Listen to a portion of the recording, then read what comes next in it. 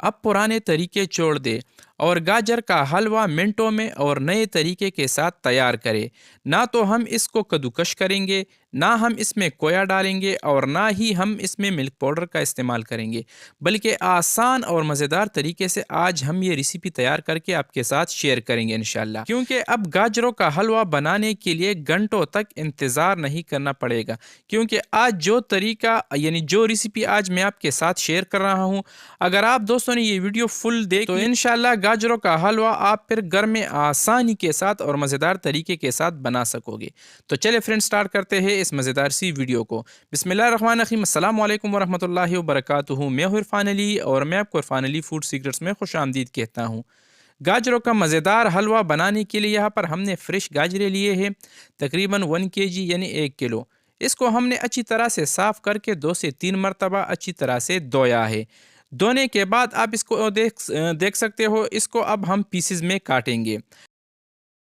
ज़रूरी नहीं कि आप गाजरों के एक साइज़ के यानी एक डिज़ाइन के पीसेस बनाएं, छोटे बड़े जो भी हो, लेकिन ज़्यादा बड़े पीसेस आपने नहीं बनाने हैं, बल्कि दरमियाने साइज़ के या छोटे साइज़ के पीसेस आपने काटने हैं।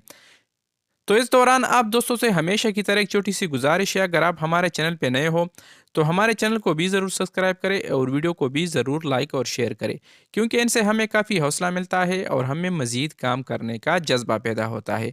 अल्हम्दुलिल्लाह गाजरों को हमने पीसेस में काट लिया है, आप इसे देख सकते हो। तो अब बारी आती है इसे पकाने की। यकीन माने दोस्तों, जो रेसिपी जो तरीका आज मैं आपके साथ शेयर कर रहा हूँ, इंशाल्लाह ये तरीका सबसे आसान भी होगा और मज़ेदार भी होगा। तो यहाँ पर हमने एक बर्तन लिया है, तो अब हम सारे गाजरों को इस बर्तन में ऐड करेंगे। यहाँ पर हमने 1 किलो गाजर लिए हैं, तो इसी हिसाब से हम तकरीबन 1 किलो यानी वो 1 लीटर दूध शामिल करेंगे। दूध शामिल करने के बाद अब हम इसमें 3 से 4 अदद हरी इलायची शामिल करेंगे। आप इलायचियों का पाउडर भी इसमें शामिल कर सकते हो। इलायचियों को भी शामिल करने के बाद अब हम इसको अच्छी तरह से मिक्स करेंगे और मिक्स करने के बाद फिर हम इसको कवर करेंगे, यानी इस पर ढक्कन रखेंगे और मीडियम चूल्हे पे हम इसको अच्छी तरह से उबालेंगे। तब तक उबालेंगे जब तक हमने जो गाजरें इसमें शामिल की है ये अच्छी तरह से सॉफ्ट यानी नरम ना बन जाए।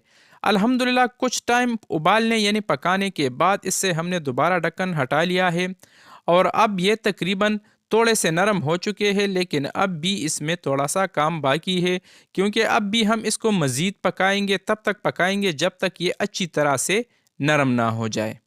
अच्छा, तो आप ये वीडियो कहाँ से देख रहे हो? कमेंट बॉक्स में हमें अपनी सिटी और अपने कंट्री का नाम ज़रूर बताएं, ताकि हमें पता चले कि हमारे प्यारे बहन भाई हमें कहाँ कहाँ से देख रहे हैं।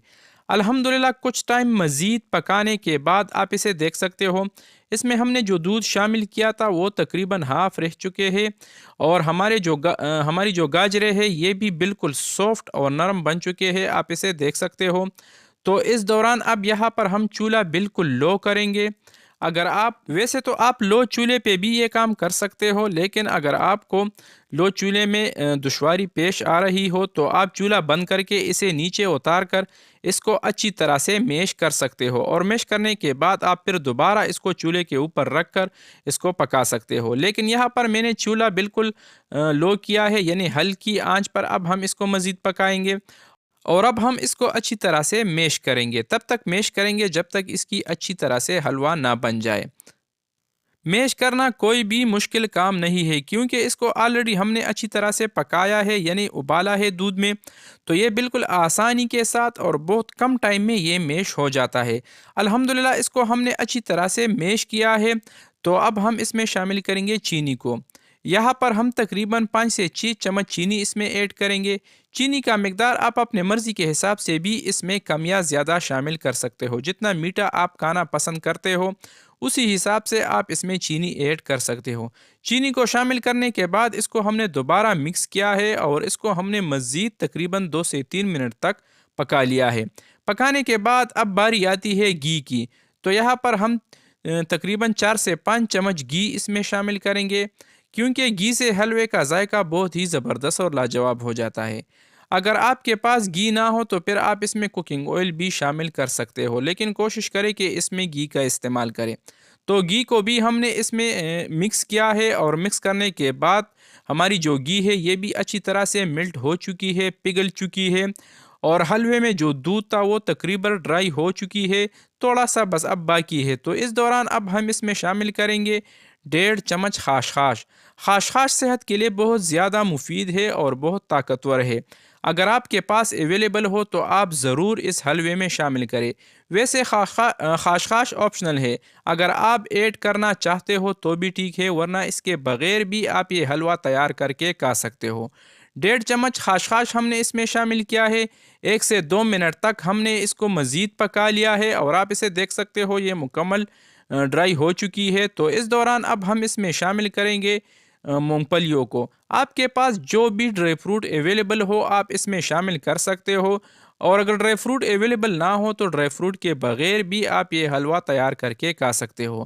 یہاں پر ہم نے روسٹڈ مونگ پھلیوں کو اس میں شامل کیا ہے، اور ڈرائی کھجور یعنی چواروں کو بھی ہم نے باریک باریک کاٹ کر اس میں شامل کیا ہے۔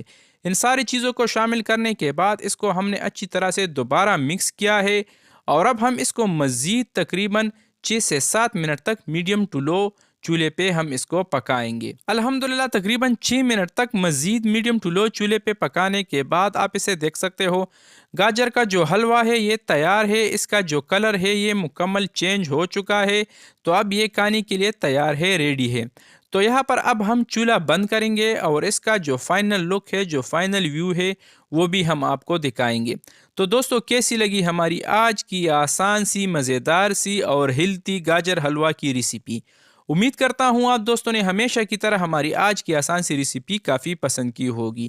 اگر ویڈیو پسند آئی ہے تو ویڈیو کو بھی لائک کرے اور شیئر کرے، اور چینل کو تو ضرور سبسکرائب کرے۔ تو فرینڈ ملتے ہیں نیکسٹ ویڈیو میں ایک نئی اور آسان سی ریسیپی کے ساتھ۔ تب تک کے لیے اپنے دوست، اپنے بھائی فیملی کو دیجیے اجازت۔ جہاں رہے خوش رہے اور ہمیں اپنی قیمتی دعاؤں میں ضرور یاد رکھیے۔ اللہ حافظ۔